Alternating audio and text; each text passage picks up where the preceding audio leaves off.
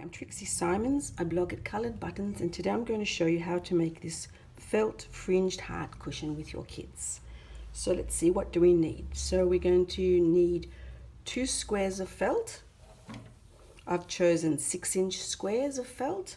You're going to need thread, a needle, pencil, scissors, and some stuffing. And I've forgot, and a heart template, or if you want you can just draw a heart. So let's take our piece of felt first, and what you'll need to do is just draw around your template, your heart template. I'm just using a China pencil here. Makes it nice and easy to draw on the felt.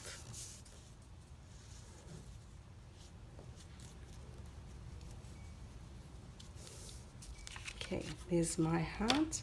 Now I'm going to take my other piece of felt. I'm going to put it on flat down, and I'm going to put the felt with the heart on top, and I'm just going to pin those two together. Now you're going to take about 36 inches of thread. I've just pre-cut mine, and your needle, and you're going to thread. You can use a needle threader for this if you like. Let's see how I go with threading my needle. Nope, not lucky that time. Let's try again. Okay, so if it doesn't work when you're trying to thread your needle, just snip the end of your thread off, because it often means it's just a bit furry, and we're going to try again and see how we go. Yep, that worked that time. Now I double my thread, so you're going to bring the two ends of the thread together, and you need to tie a knot, and to do that I just twirl the thread around my finger, take the loop off, and then just bring the two ends under and through the loop. And the reason I do this is so that when kids are sewing, the needle doesn't constantly pull off the thread, which makes it a bit annoying. Okay, now we can start sewing. So just to hide the end of the thread, I'm going to lift up the top piece of felt, and I'm going to bring my needle up through the felt so that your knot is hidden between the two layers. Now, to secure your thread so it doesn't pull out when you're stuffing, I'm going to take a little stitch backwards. Go about 1/4 inch back, and I'm going to bring my needle up through the same place that I started. Pull it through. Okay, and I'm going to do that again.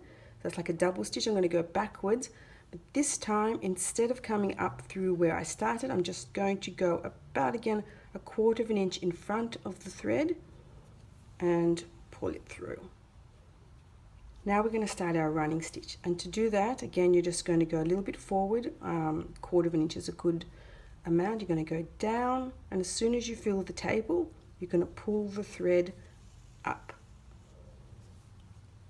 Again, down, and as soon as you feel the table, push the needle up through the felt.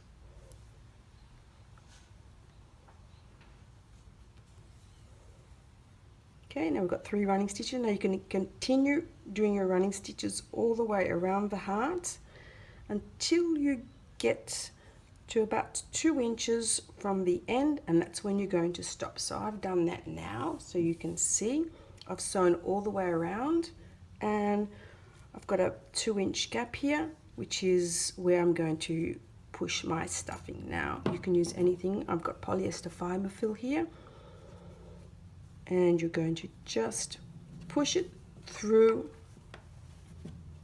little bits at a time. You can use the end of a paintbrush or pencil to help you if you want.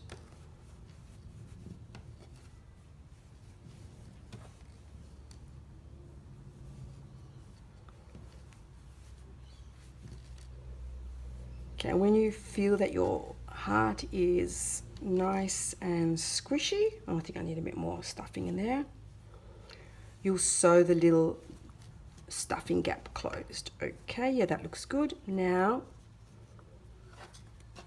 you're going to have to push your stuffing away from the sewing line so you don't sew it. I just put a pin here that keeps it back, and now you're going to continue sewing along this line to close your stuffing gap and finish your heart. So again, it's always down and up.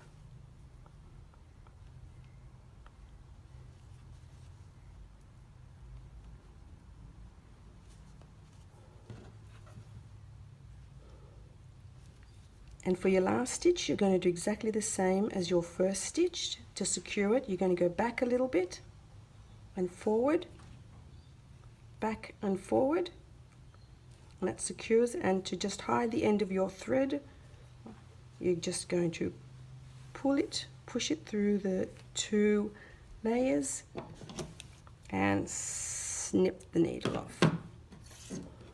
Okay, whoops, and take your pin out, of course.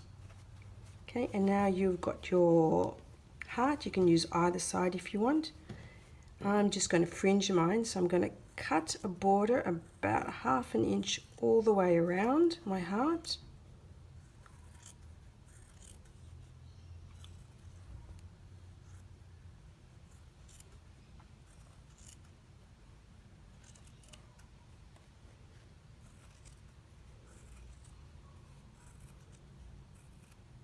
Leave it there if you want, or you can cut it off. We'll just make it a little bit more triangular. Okay, now to make your first snip right at the bottom, and you're going to keep snipping